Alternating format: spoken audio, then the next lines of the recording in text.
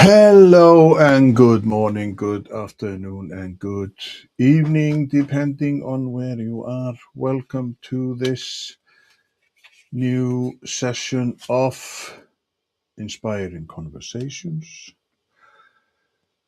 I have to tell you that, yes, welcome to my stream. It's live from Iceland. If you are interested in more episodes, then you can find Hands on Coaching Inspiring Conversations on YouTube, please subscribe. Spotify, please subscribe. LinkedIn and Facebook. And if you can't remember where we are, then just ask Dr. Google or Mr. Bing, isn't it? That is the easiest way. So today I'm just giving my guest a few minutes before he arrives, but I need to tell you today in Iceland there is this very important day. It's the first day of summer. That means that yesterday that was the last day of winter, and the saying goes, if winter and summer freeze together, then the summer would be good, according to the old legends. And I haven't got a clue if that happened because I was asleep. But I can tell you that here on the southwest coast of Iceland, we have 7 degrees Celsius, and that is 44.6 degrees Fahrenheit. So it's first day of summer and 7 degrees or 34 degrees Fahrenheit. So that was today's info. But why are why am I doing this? Why are we doing the inspiring conversations? It's all about creating conversations that really matter. We are diving into ways to connect deeply, break down barriers, and build moments that inspire trust and growth. Whether it is with your team at work or in your everyday chats, we will bring more positivity, realness, and impact into every conversation. And just to emphasize, I am live from Kópavogur, Iceland. This is my part of town, this beautiful church, and I still live close to the sea. So that is it. But now I think my guest has arrived, and his name is John Geraci, Geraci. good. Geraci, welcome. Welcome. Wait a minute. So you are Are you a COO or are you a Well, CEO? I'm the founder of my company, so whatever. We call ourselves managing partners because we're a consulting company. All right. But you say your name is here on the display. Because I was doing two things and it didn't let me spell it the right way. Well, welcome. You Thank you. had you told me that you would be a little bit late because you had a meeting. So, but I think I did well. So I'm happy that you came on this beautiful day. 7 degrees, first day of summer in Iceland. Nice. Well, yeah. And I have my David Pushkin, my good friend from London. He is paging mayor of happiness. Hi from London, UK, and stay encouraged from your chief encouragement officer. So he will be with us today in our conversation. So I was looking for. Have you written a book, John? Yes. Oh, I didn't find it. Where is it? It's called The Art of the Nudge, but it's Okay. old. It's 10 years old. I'm working on a new one. Well, yes, because usually I get to like tell people, but I think I put your name in Amazon, but I didn't find anything. Just Google it. Oh, was it a pseudonym? No, But it is so. I'm just letting your website run underneath us. So it is ci2advisors.com, and we will get. Is it correctly like? Do you yes. say it in a different way, or is it No, that's C? C2 advisors. No, no, it's CI. It stands for it's a little too cute, but I asked what I when I did it, I wanted people to ask what does CI2 stand for? And it stands for continuous improvement and innovation. And the reason I Ah, named the company that is we focus on communications. And I believe in today's fast paced world, people need to be spending more time focusing on communications, both to improve and actually take leaps of innovation because it's harder and harder because people are being bombarded. And so what our company is centered around is helping you continuously improve in your communication skills to get business results. well, yes. And that brings us to the subject, like our topic is the subconscious advantage, why better thinking doesn't fix broken communication. But before we start talking about that, get let's get a little bit of info who John Geraci is. Just tell us why, well, why am I talking to you? Well, I don't know why you're talking to me. I can tell you why I'm talking to you. Oh, thank you. Yes. Yeah. So, just sort of a background. So, I'm American and not an ugly American. I've lived in Europe twice and Oh, speak fluent French and some German and some Spanish. Um, but I love Europe. And I uh, grew up as a military kid. My father was in the service, and I went to the United States Military Academy, West Point, which they say it's the number one leadership school in the United States. yeah. And I graduated and I spent 6 years in the military. I was an airborne ranger. Uh, so, and then I got out and I went into business, went into the software industry. And I've always been focused on as an early kid, watching my dad, et cetera, why people behave the way they behave and in leadership situations and how do you lead people to get superior results. And I went into, when I got out of the military, I went into sales. I was in sales. I was in sales management. I was in regional management. I ran Europe for a software company for a while. In the last two jobs I had, I was the president of two public companies. One was 100 million, one was 250 million.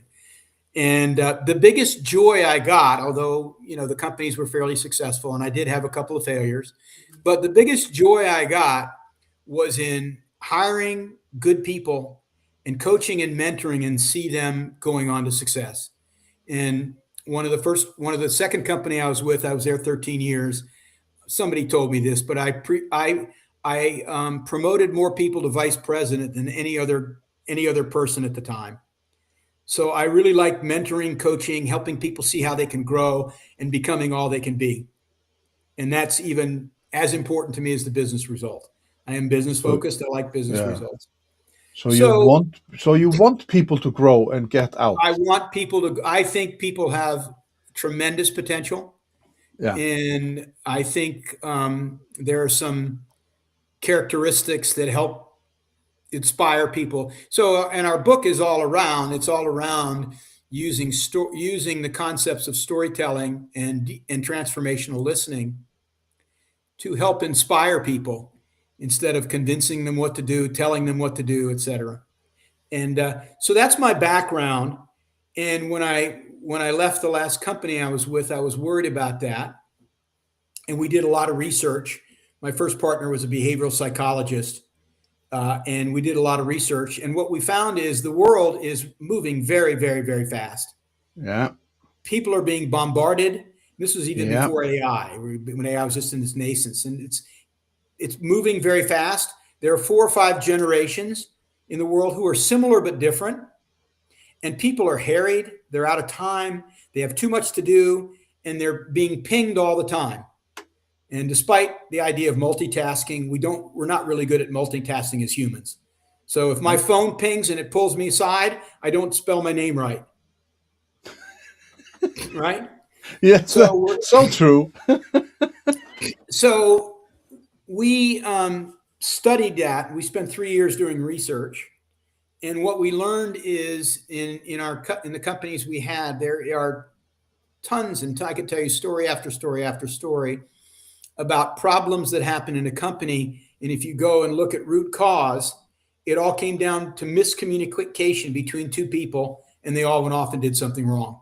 And the net effect 2, 3, 4, 5 months later was terrible. I can tell you a story after. So we thought, what if we could help people understand others better and communicate in a very clear way where we have alignment and they're inspired?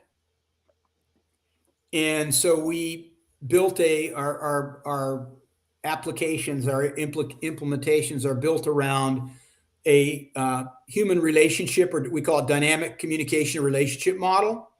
And Yeah. then two core skills underneath that, we call it transformational listening. How do I listen to you in a way that transforms our conversation?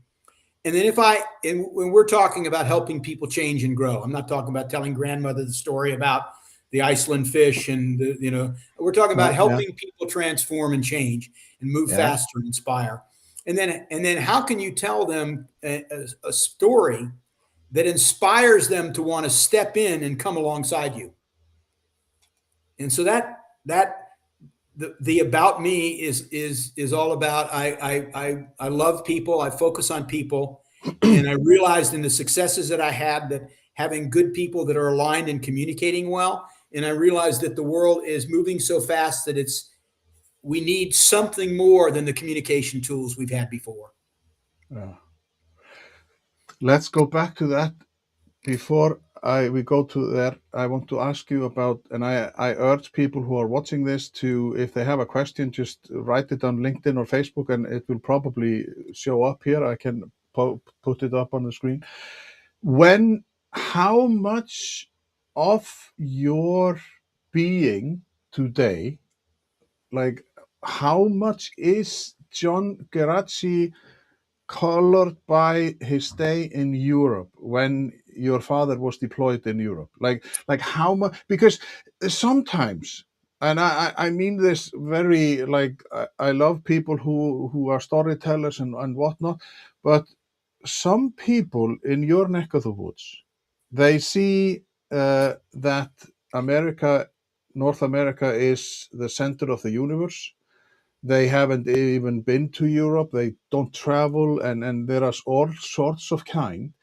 Yeah. But when you did the travels, or like you were stay like with your father or family in France, Spain, whatever, wherever, how much did you realize back then, or did you realize, or have you contemplated in, Yeah. like when you get older, how much that influenced you? Yes. Well, let me. So it's influenced me greatly, both experientially and me thinking about it quite a lot. And when I was 6 months old, we moved to Germany for the first 4 years. I was born, and I spoke fluent German. Lived in a Yeah, German town. I don't remember much of that. Then, as a 14-year-old boy, 13-year-old boy, we lived in Paris, and I went to a French school, learned to speak French. Um, and then later on, many years later, 25 years later, in business, because I spoke French and I liked the Europeans in our American company, I resonated with them. I was posted to Paris, and I ran Europe for an American company. And uh, when I went to do that, one of the things they did is they sent me to a cross cultural program. It was in Boulder, Colorado, but it was 4 days of helping Americans learn that uh, we're Western Europeans and we're similar, but we're different.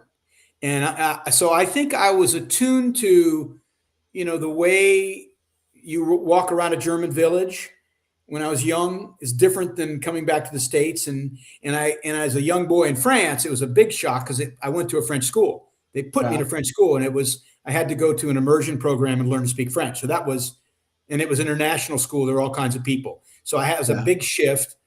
And then I've thought a lot about it, and I think why I say to people when I train people in Europe, I say to them, look, I know right now particularly there's a pretty big divide between who our leader is and how he treats Europeans, and I want to tell you that I believe that America is a good country and a great country, and I believe France is a great country, and I believe Iceland's a great country, and I believe they're great people. and I've lived there and worked with you, et cetera, and I know there are nuances and differences. And so yeah, I think that influenced me a lot, but I think those postings have made me more attuned to. I'll just tell you one quick funny story. My wife and I, after church on Sunday, when we had 4 kids in Paris, we'd go to church, and we'd sit on the Champs Elysees and have a coffee. And we're both health nuts, and we would observe the French people and see them smoking and see the ladies all dressed really nice. And one of the things, this is a judgment, so I apologize for this, but we would also notice that most of the Americans, this was in 1990, most of the Americans walking down the Champs Elysees, both of them were fat. They had loud clothes on. They were speaking very loud, and they had cameras clicking at everything. We said, "Oh, we don't want to be those kind of Americans. I want to speak French in a soft voice." And so I think it's influenced me quite a bit in both in terms of cultures. And I also lived in Panama, and I lived in the Philippine Islands, and I've worked extensively in Asia too. And it's interesting. We're all the same in one sense. yeah, I'm a strong Christian. I believe God made us, but we all have different cultural ideas. But I hate when Americans say we're the greatest country in the world. Well, the Persian Empire was there for 3,000 years. The yeah, Ming Dynasty was there and we're 250 years. It's no, Iceland yeah, is great. So I think we have to have, and it's part of what we teach, is empathy and understanding, deeper yeah. understanding and having more empathy. But that was a great question. Yeah. But when David Pushkin, he also says transformational listening over the ego-led command and control model. So now we will dive into, because you said so many things about what you were doing, like why you were doing this, and when you were, because when you get to become a leader, like I gather that you become a leader because you had these qualities, both from West Point and whatnot, but also because of your travels. So when you were in this, thinking about how people would react, like, because John Geraci in Paris, you reacted like, oh my god, no, no, no, no, voulez-vous français, or you would start speaking French and whatever. But whereas in America, you are just like, you would be loud and noisy. So how did you, like, is it in your DNA? Did you learn it, like, because it is somewhat of, we are maybe more relaxed in Europe because like we don't have these, well, we try not to be negative and stuff, but of course the pace today, and if somebody pees in the wrong corner in Uruguay, then it's just like, oh my god, this person did that, and you get it instantly. So did you, in your encountering, like, did you stop and say, okay, what would John Geraci the Parisian say, or react, or like, how did Well, you incorporate, how did you do it in your business? so I wouldn't say I did that. What I would tell you that um, uh, being a son of a military guy, my father was in World War II. He was in Yeah, Korea and he was in Vietnam, and he was in leadership positions, and he had 9 years in combat. And I observed him growing as a leader. I probably didn't know and didn't wasn't thinking about this, but I observed him, and yeah, I saw in 1967 he took a battalion over to Vietnam, and he formed the battalion. It was part of the 101st Airborne. He formed the battalion, and and I could see the types of leaders he was bringing in and why he was bringing. I didn't. I'm not sure I absorbed it. I'm telling it probably different than I would as a 16, 17-year-old boy, but I yeah, experienced that. Then I went to West Point, and one of the greatest things that a lot of people don't well, even cadets don't understand. The first 2 years at West Point, what they really teach you is how to be a good follower, because you're a follower. You're in a squad. You're in no yeah, leadership position.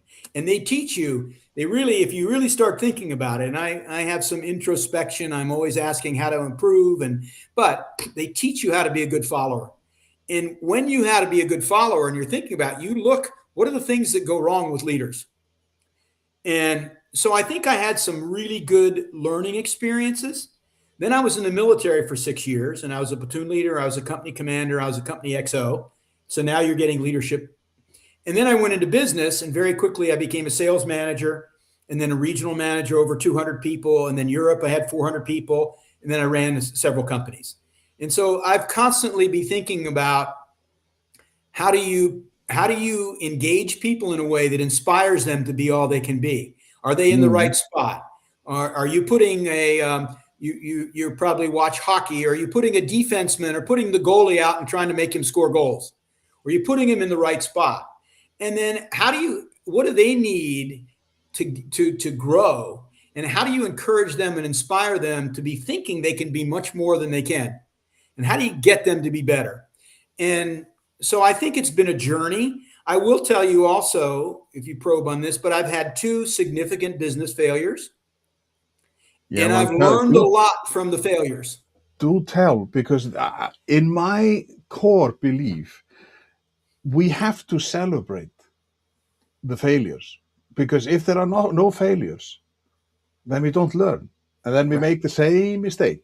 Like, so how was that experience? Like, what Well, did you look at yourself in the mirror and say, okay, I need to? well, I think that we talk a lot about what we do is we talk about how important observation is, Yeah, and a lot of times we're either talking or listening and not observing. If you think about customer meetings, et cetera, you observe. You can learn a lot if you observe. And yeah, I think if you think about reflection, one of the things we learned in the military, we called it after action reports, or a murder board, or a post-mortem analysis.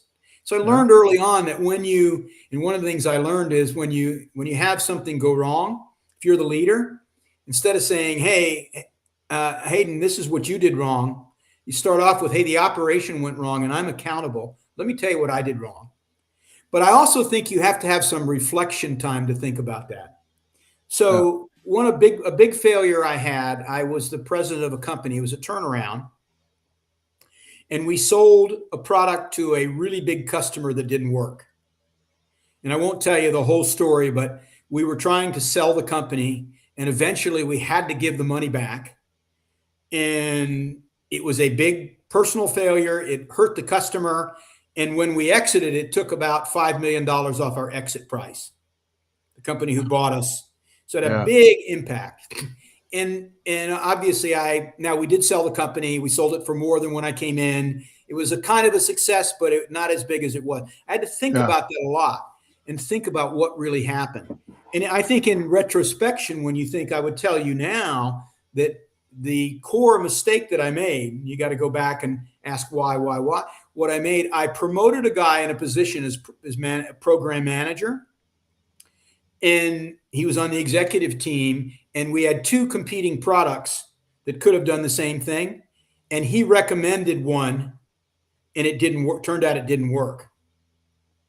We spent, I don't know, 6 months, whatever, a long time. I won't tell you the whole story. But what happened afterwards, I went to the woman who was the project manager, and I said to her, Darcy, tell me your view of what happened. And she said, well, can this just be between you and me? And I said, yeah. She said, well, I went to Don and I told him that this release of RDB, this database product, was not ready. And I told him we should launch the other one, but he didn't want to listen. And he wanted to go to the executive meeting and say we were ready.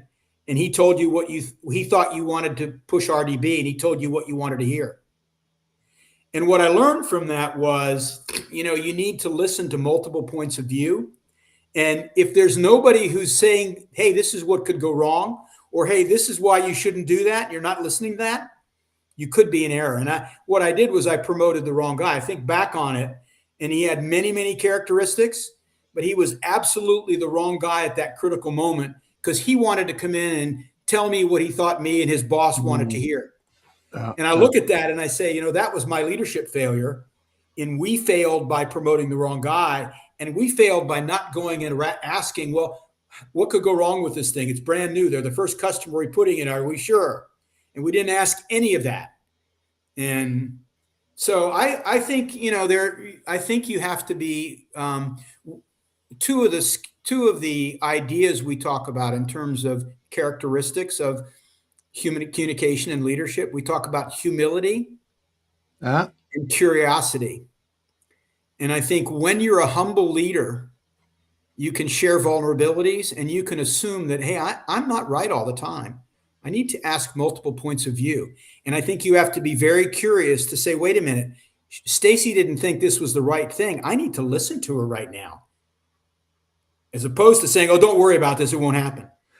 And so it's a huge, I think it's, and your guy wrote in there about the command and control model and the leader thinking that they know everything and they promote it. And, I was a young 39-year-old guy who was the president of a big company, and everybody expected me to be the guru. And I should have been more humble, and I should have yeah. been more inquisitive and curious. But that must, like, because I was talking last week, I was talking to Mike Stevenson, and we were talking about soft skills. And I can't imagine you going to West Point and showing some soft skills that would not have been very popular. So because I know that you talk about it now, and you mention it on your website, like you aim for the soft skills, because as you say, 39-year-old, who the heck says that you know all the answers? How can you say, okay, you have, like, the people believed in you, but Well, why it's did they believe in you? Like, because you had something. well, I mean, I was successful. Yeah, I was in this company, and this was a division of a company, sub company, and I was yeah. successful in the big company, and and they liked the way I think I'm a good storyteller and a good communicator. I'll tell you what I've learned in reflection over the last 10 years. We can get into, if you want to, subconscious, et cetera, why I learned what I learned. What I learned was that I am a good storyteller and I really am a terrible listener. But that goes against everything you told in the beginning. I know, but I've been doing this now for 10 years. And if you Uh-huh. talk to my partner, I was just on a training session with one of my partners, and he said to me, John, I can't believe you practice. If people don't believe what we do works, if they knew you before and after, and now I'm a great listener and I know Okay, how yeah. important it is. And actually, I know why and how your subconscious brain sabotages you. But what I would tell you was I was a great storyteller, but I wasn't a great listener. And I'm a fast paced person and I want to move fast and get things done. And sometimes that's wrong.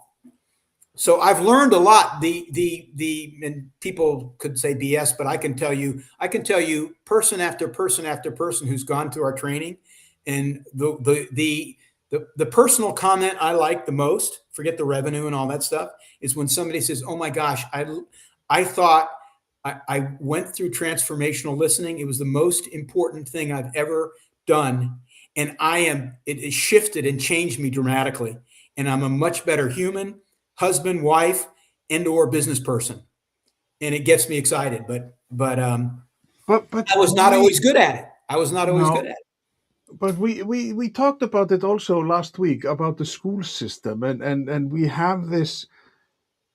Is it because we are programmed to be like that? Like, because you this subconscious, like, you just like, yeah, I'm going to say what John I think he wants to hear. Because is no, are we failing the young people by teaching them to be like the flock of sheep that we want them to be, instead of saying, because we have a herd of sheep, we have 20 people, 20 sheep, and there is this one who wants to be pink and brown and yellow or whatnot, like coloring the hair and having permanent or whatever. So and we tend to see, like, oh, why does that sheep has pink? Why? What's different? Like, we are afraid of letting the people be as they want to be. So what is it? Because soft skills today in business world, they must, like, it must be a Well, fist let fight. me let me tell you what we learned. Yeah, So on our journey, our market hypothesis for starting our company was the world of work is getting more complex, more harried, and there's a lot of miscommunication. And we yeah, did 3 years of research, one validating that we could find those, and there was a negative effect. And based on that, we thought would people buy some training to training in what we do back then to get it started. But the other research we did, and I did this secondary research, and I'll tell you, come back, I'll lead it to your. We started thinking about psychology and human behavior and understanding people. And the big ahas we got, and our models are all based on the intersection of neuroscience, yeah, how does the brain think, and something called behavioral economics, which behavioral economics and Daniel Kahneman and Ariely won the Nobel Prize for their thinking on this.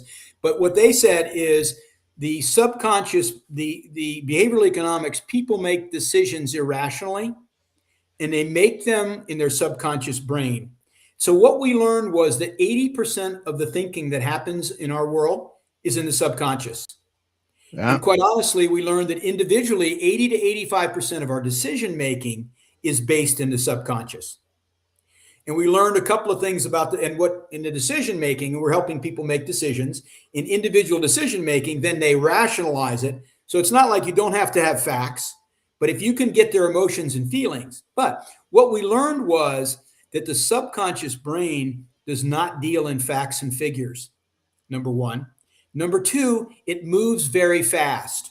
So why are we all, Paul, bad listeners? Because as I'm talking to you, and you're a fast-paced personality, I'm saying something, and your subconscious brain is serving you 5 other questions you want to ask me. And you've got to calm yourself and say, wait, let him finish, let him finish. Don't interrupt him. And so our subconscious brain sabotages us. And so what we built, what we learned is we call them 3 breakthrough ideas that we yeah, got from this. It's secondary research, but what we took all this stuff and all the brain science is written in our book. But we have 3 ideas we get people to think about your brain. Number one, your subconscious mind. The subconscious is the most powerful part of your brain. It's moving at all times. It gathers all kinds of information. It deals in emotions, stories, and pictures, and it creates biases. So you say, are we teaching our kids everybody is biased? Am I biased? The fact that I lived in France? Yes. And I love the French people. Am I biased in the fact where somebody else who's gone to France and had a negative experience, we all have those biases and we're not aware of our biases, number one. The second thing we learned was the subconscious brain sabotages us when we're communicating.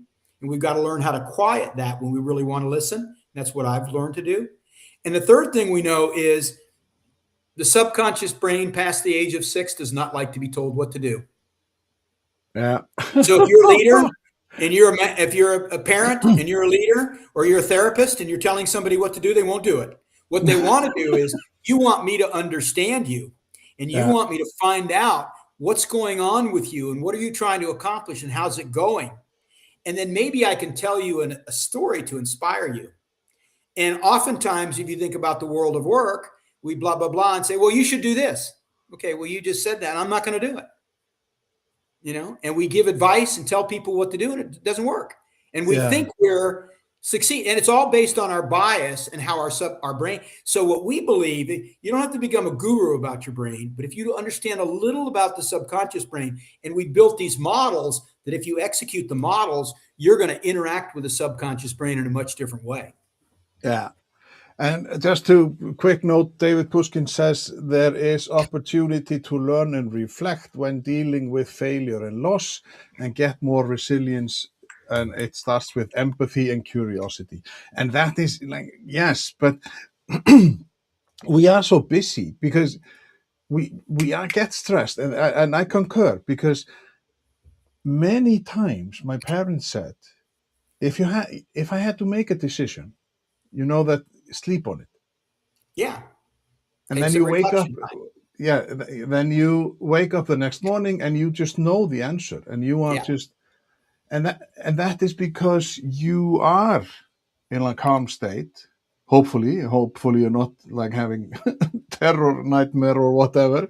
So that is interesting, Yeah. to think. But I really think when you are talking to people about this and coming from West Point, like, because that is also, it's a big thing when you are in the military and you are just like, and you need to stay on the path and you just listen and you behave and you do as you are told, and then you start working, and then you want all of a sudden to promote people, and as you say, live and learn. You promoted the wrong person, maybe he is successful another place now today, but it must be a hell of a contrast in your, like, when you are thinking back.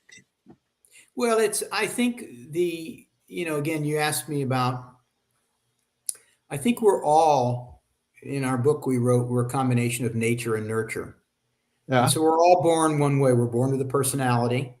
And then we all have life experiences. What was your family? How were your parents? How did they act? How did they disagree? How did they communicate, et cetera? And then we have experiences we grow. And that person on LinkedIn who talked about resilience and learning and curiosity, if you, what I've shifted from a guy who thought I had to know everything to a guy who thought I had to ask better questions and learn. And it hasn't been, I mean, I started that way. You're right. West Point, you got to know. I was an airborne ranger. You do missions, you do this because I said so. And I've Yeah. learned that, you've got to shift a lot better to be one of the statistics we know because we focus on human behavior and decision making, that individuals only really make 30 to 40% good decisions. And if you analyze people over time, we make a lot of bad decisions, and that's the Yeah. point about resiliency. But I think when you're in what you just said, I'm in a decision cycle, and my dad gave me a tool, and the tool was, hey, don't make it now, go sleep on it. What happens is you're putting in your subconscious brain. Your subconscious brain is processing it overnight, and then when you wake up, it serves you the answer. And if you think about great coaching, your hands-on coach, we do a lot of executive coaching, and my old partner was a therapist. The art of coaching is listening to people and let them uncover what's in their subconscious to come to their own answer. Yeah. And when they find their own answer, they'll want to go do it and be inspired and do it. And so I have not always been this way. I wish, to be honest with you, if you said to me, if I knew what I knew today, and I was a 35-year-old sales manager, or I was a 40-year-old president, I would be so much more effective, because why I'm passionate about this, I think I was successful, but I could have been so much more successful if I could have learned these human skills. One other point I want to make, and I'll let you ask a question, is one of the differentiation in what we do, we don't, we do tell you why you do it, but we show you a framework of how to do it. Because you could say, that guy said, well, you can be more empathetic and more curious and resilient. Okay, well, how do I do that? Okay, that's great. Okay, hey, go be more resilient. Okay, what does that mean? Okay, how do I do it? What we teach people how to embody these skills of curiosity and deep listening, how to do it and practice it and apply it and get better at it and see real results. So it's not the what and the why is based on the intersection of, but the how, our expertise is applying this to specific situations where people can get better performance. As a matter of fact, in big corporate engagements, we give a money back guarantee. But our focus is on showing people exactly how to do it and improving themselves in ways that they can completely transform themselves. But you mentioned mentoring before. Like, how much are we still obsessed with coaching, or like, should we move, like, in your opinion, coaching, mentoring, where are, like, which one is better? Well, I don't know if I can answer the question that. Let me tell you, here's what I think. I Yeah, think if I believe that the two most important skills in life right now are learning how to learn and curiosity. yeah, So if the world of AI is moving so darn fast, you've got to learn, how do I learn? Is it auditory? Is it by podcast? And I've got to be constantly learning. And in order to do that, I've got to be curious about things, right? But here's what I think. I think, let's go back to, you said, how did I learn? I think people need to be introspective. And Pushkin, that gentleman, Dave, said that, resilient and Pushkin, you learn from things. He's right. And I also think it's very valuable if you have an outside observer who can see things. So I'm a yeah, big golfer. I'm not a big golfer, but I'm an avid golfer. And I yeah, don't know any pro golfer who doesn't have a coach. Why? Because yeah, the coach observes him, and he could say, well, I made this mistake and the ball went off to this. And the coach says, well, tell me why you think you did that. Tell me what you think. Oh, I observed you doing this. And so I don't know if it's coaching or mentoring, but what yeah, I do believe is that people that they have to learn and continually grow to be successful in today's world, personally and professionally. And I believe you have to have somebody who is either an accountability partner, a coach, a mentor, somebody walking alongside you who can help you in those observations. Because I can tell you, I didn't do this until I was 50. So up until 50, I don't think I was that introspective. I don't think I was that observant. I don't think I was harsh on myself when I failed, but I yeah. didn't really go into and say, why? Tell me why. What's really going on? What's happening with you, John? Why aren't you a good listener? Why? What happened? And I think that's where I think whatever you want to call that person, you have somebody walking beside you, whether they're your mentor, whether your family member, whoever it is, but it's that outside observation of somebody saying, hey, this is what you're doing, John, and this is what I observed. Let's think about it and talk about it together. That's invaluable. I don't know if you call it a coach, a mentor, a boss, a wife. I don't know what you call it, but I know I don't believe God put us on this earth alone. No, And yeah, but how is it? Because when you were speaking, I was thinking going back to my role as a leader in a youth club, and I told my staff members like, please do something. Like, don't be afraid to do something with the kids, and just and yeah, but are we allowed? And say allowed. It's better to do, and then tomorrow we can talk about was it the right thing to do. yeah, yeah. And if it was the wrong thing to do, how can we improve that thing to do? Because we, as you mentioned, it was like I was the god, but I was just one of the guys. Yeah, and what culture in companies and culture in leadership, people having leadership principles and cultural principles mean a lot. You were talking about a little bit about, we have a situation where culturally, Uh, possibly the leader of the United States is not very respectful of people. That yeah, culture is not a good culture. People don't no, like that. But what you just said to me is, and when I think about what you said, what I would want to know about that person, where did they come from? What was mm, their family of origin like? What did they learn? What kind of leadership skills did they have? So you obviously, you see that person who is not willing to take risk and not willing to take any initiative, right? And the question is why? And mm, then what you want to do, you want to say to them, hey, I understand that. Let me give you a different story. We're trying to share these kids and create creative environment and fun things for them to do. And if you think of something creative and you go do it and it doesn't work out, that's okay. Let's talk about it. I would rather have you be creative and inspired and really get these kids excited. But they didn't think that way. Their bias was, oh, if I do something wrong, my dad is going to hit me. If yeah, I step out of line, my father's going to yell at me. So you've got to understand their bias and you've got to nudge them and some people can do it, some can't. But you know, I think that's a great your example is a great example of mm, somebody who was hesitant to do something creative because of fear, either fear of failure or fear of punishment or something. And now yeah, the question is, how do you get them over that? Yes, and that it's a good segment because David Pushkin, he is also asking, do you think nature or nurture more influences behavior? Because I was thinking about the social inheritance, like your background. How was your father, mother? Like if I do something wrong, I have repeatedly told people on this podcast that my father was an alcoholic, and there was something, we were like codepending or whatever it's called, and then you come home with your grades, and why didn't you, oh, you just got 70%, why didn't you get 75%? And then you came home with 75%, but oh, why didn't you get 80%? And you were just like, you were exhausted because the Yeah. limits always went higher and higher and Yeah. higher. Yeah. So how, and just the difference between you and I, because you are an avid Christian, like you believe that God put us on the earth, and then we are all different, like in this way or the other. But in that sense, how can we read the Bible in the different way as we do?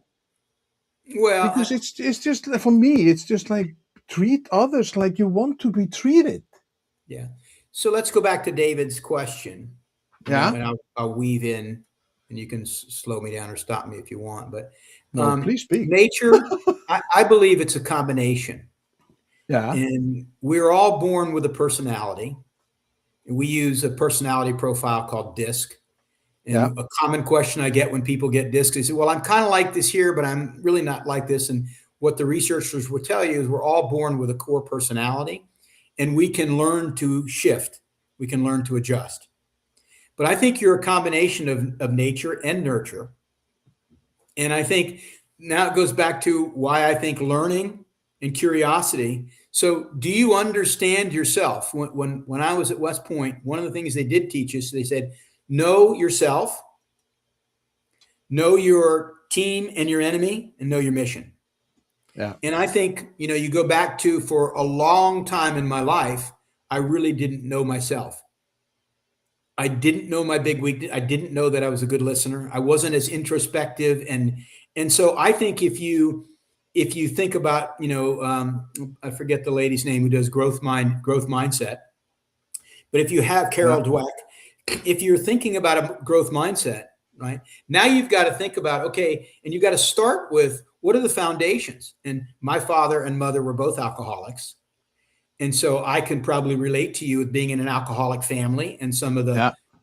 terrible thing. But people generally don't want to go back and understand themselves. And I'm not saying you have to do that, because some of that is that you're not therapy. But if people understand themselves more, then, and what are my strengths and weaknesses, and when do I apply them? And then they understand, where do I need to grow to, right? And that's where a coach can help. But I think this is why I think people can continue to grow. You're not ever plateaued. The two things I hate when I hear in business, two comments I hate when people say in companies I'm in, I don't say this to them, but, oh, we've always done it that way.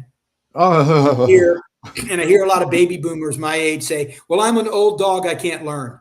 So, Ah. no, number Yeah. one, we should be thinking about continuous improvement, innovating. And number two, if you're curious, you can always learn, and you can Mm. either make an incremental improvement. The only thing wrong is saying, I'm totally right. I'm right in every situation, and I know this is the right way. And my comment is, well, do you know anything about somebody says, do you know anything about the statistics about decision making? You say, no. I say, well, do you know that statistically, most people only make 30 to 40% good decisions? Say, so? Well, how can you always be right? How come you make 100%? But Yeah. I think we have to be, Yeah. if we're not introspective, if we don't learn to take feedback. And I think a lot of us are stuck in the challenges our family of origin. You think about, not to turn into the subject, I know you did youth groups, but you think about abused people. Abuse goes down generation to generation. Alcoholism goes down generation to generation. And so the Yeah. question is, can you understand it and break that cycle? But if you're not introspective enough to know, hey, wait a minute, my father was an alcoholic, I'm an alcoholic, I drink a lot, I need to think about this and maybe be on watch. And I stopped drinking 25 years Mm. ago. It's not a good thing for me. But if it's not, oh, so what? I don't care. But it's in your nature and your experience are sit in your subconscious brain, and they're hardwired with beliefs. And so now to change them and to change those biases, it takes work. You can't just say, oh, I didn't have that alcoholic life. No, you did. Right. So Mm. I Yeah. think David's got a good question. And I think, uh, who was the philosopher who said, anyway, it doesn't really matter because I can't remember the quote, but that we spend our whole life searching for who we become. And we get to the end and find out we were something more beautiful than who we really were. So Yeah. life is a constant learning and growing and experiencing, and it's a relational world.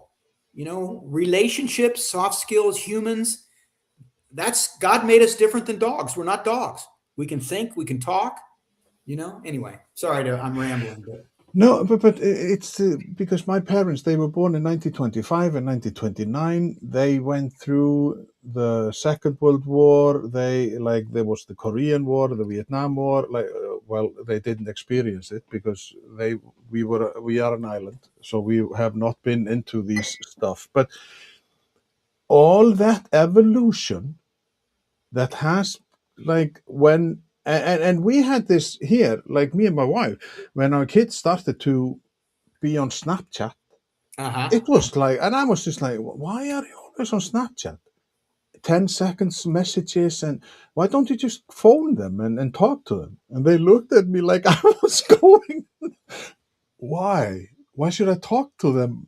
Like, because back in the days when you had the rotator phone, you were just like my father. He could speak for 3 hours to his sister or whatever. Like, today, Well, not a chance. it's one of the Jonathan Haidt has written a new book a couple years ago called he wrote a book. If you haven't read, it's called The Happiness Factor.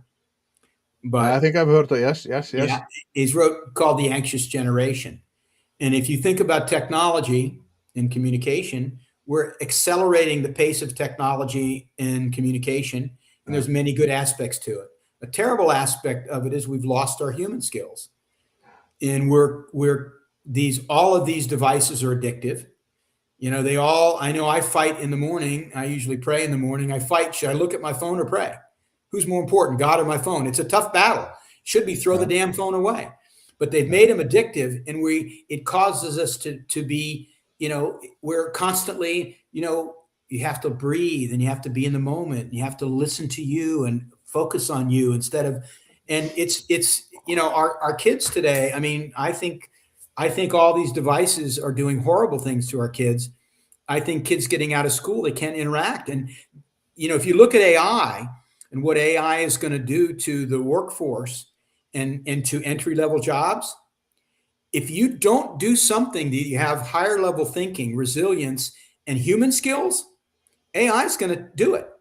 Any repetitive tasks, any filling out your tax return. I mean, I don't care what it is. It's going to be faster, cheaper, better. And so what we've got to do as humans, we've got to learn, okay, how do I get groups of humans together and have them accomplish something big and bolder? Not how do I interact with ChatGPT or Claude? And so one of the reasons I'm so passionate, I think these human skills are huge differentiators right now. And the younger generation never had them.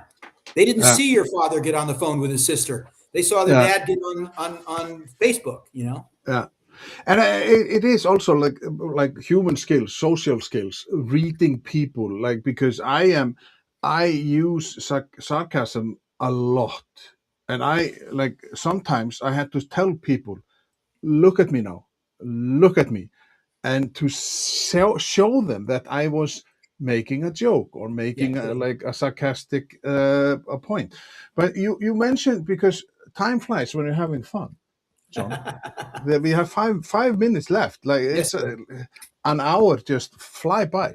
So you talked about your 3 years of field research showed that miscommunication, disconnections, and uninspiring messages was sapping productivity, and and and you thought, like, how can I help? And that brings us to the topic. Like, the subconscious advantage, why better thinking doesn't fix broken communication. So, what is the biggest thing a leader or a person can do in a broken relationship, there is something wrong, because as I have also talked to many people who say there is a problem present, but after a year, when they say, oh, we have a problem, then the hole is just like you can't get out of the hole. Because if you had started in the beginning and said, oh, guys, can this be a problem? Yeah. Well, when I think about that problem, this is it wasn't prepared, but off the top of my head, there are two characteristics and one action item. Yeah. And the two characteristics are you have to be humble enough to listen and observe and see what is going wrong. And you have to be curious enough to try to find out if there's a different way. So those are characteristics, humility. And when we talk about leadership, we talk to people about, people always say, well, I don't want to say, we teach something called the lessons learned story. And it's times in your life when you failed. And when something happens as a leader, instead of telling somebody what they did wrong, you can ask them, hey, what do you think went wrong? And you could tell them, hey, let me tell you a story about when I was in your position. And you're telling them about you and what you did. And they see the different picture and they say, now I'm inspired to go do it, versus you saying, Yeah. hey, you're stupid, you did this wrong, I can't believe you did this, it's causing all these, whatever. So humility and curiosity. And then the action item is you have to be willing to go take action on something different than what you're doing now. I don't know what that is. You can be creative, but if you keep Uh, doing the same thing, the story. I don't know if you know the story about the little girl who hitting her head against the wall. She would go and hit her head against the wall, and her mother said, "Why do you keep hitting your head against the wall?" And she said, "Because it feels so good when I stop." So if you're in a hole and yeah. things aren't working, and you've observed it, and you keep doing the same thing, you're hitting your head against the wall. So you have to be able to take action to say, and that's why curiosity and learning, okay, here's a different view. Here's somebody else who's succeeding. Here's an idea from a coach. Here's an idea. Now I've got to get out of bed. You want to lose weight? Go to bed in your gym clothes. You get up and then you get up and you're in your gym clothes, go to the gym. Uh, If you want to lose weight, you can't say, hey, I want to lose weight. Hey, I'm a little bit overweight. I want to lose weight. I know I want to lose weight. Oh, but I'm going to keep eating the table and I'm not going to go to the gym. Okay, well, you're not doing anything yeah. different. So I think Well, about your nothing. answer, and I think Yeah. curiosity, Yeah. humility, and then because what we teach people to do in this understanding is apply it in a way that you can inspire somebody to take action, because Yeah. action is important. And I find it also interesting what you're saying, because when you mention a story from your own life, then people open up, because then it is legit. I worked for 12 years as a CFO in a leisure center for after school care and stuff. And when we had these lectures or whatnot, I always was the one who asked the stupid question, which everybody was thinking, and everybody laughed. But the lecturer said, no, literally, this question is the one I always get. And then somehow people like, and then Yeah, they start. And I think that psychological safety and all of that, like, it's just like we have to be, and you say humble is just a great word. We have to stop, but I thank you so much, because this has been so inspiring, and I just want to put your website up again, ci2advisors.com. yes. Can you put my email address as well, Well, or no? yes, No, yes, I can, if you just because say it. I would like to offer anybody who's listening to this podcast or listens to this podcast, and you want to experience our the models that we have, and we actually, one of the things I didn't, we won't talk about, I won't talk too much, but we've built an AI implementation tool that helps you use and practice this. And Yeah. anybody who would like a free seat, if you're interested and you want to ask me for a free seat, I'll give you the introductory model for the AI workbook, the workbook and the AI tool, and you'll have a couple of weeks to play with it to see if you like it, and we can talk. So I'd be happy. Oh, Anybody who's interested, I'd love to have you experience it. It's changed my life. So Yeah. So I think we should put it on LinkedIn and Facebook and everywhere, like because so we can have because then it will great. if people do it. So, but where can people find you so they can Thank you. connect you? They can also connect to you via the website. Website, they can connect on LinkedIn, John Geraci, Geraci, or they can Yeah, email me at Geraci, all lowercase, Geraci, at ci2advisors.com. So yeah. any So of those ways you can find me. And if uh, you ping uh, me on LinkedIn, I use LinkedIn and email. So, yeah. okay. So yes, and next inspiring conversation because like I have to remember everything. So the next inspiring conversation is in a week time, April 30th, with Kelly Schuknecht, and we are going to talk about owning your voice, how thought leaderships helps you lead, work, and live with clarity. Because if ain't clarity, then you are just walking in the wilderness. And my motto, Mr. Geraci, be curious, be interested, and be inspired. Oh, I love that. And it's just, yeah, because when I was growing up, why are you so curious? Stop being so curious. And if only my parents did know, like they are both gone, but like if they both would know what I'm doing today, Well, thank I'm you very talking, much for having me on your program. You're an excellent Yes, host. Good thank questions. you. And if you need me, you have my email address. I'd love to help you any way I can. Thank you very Yes, much. thank you. Thank you very much.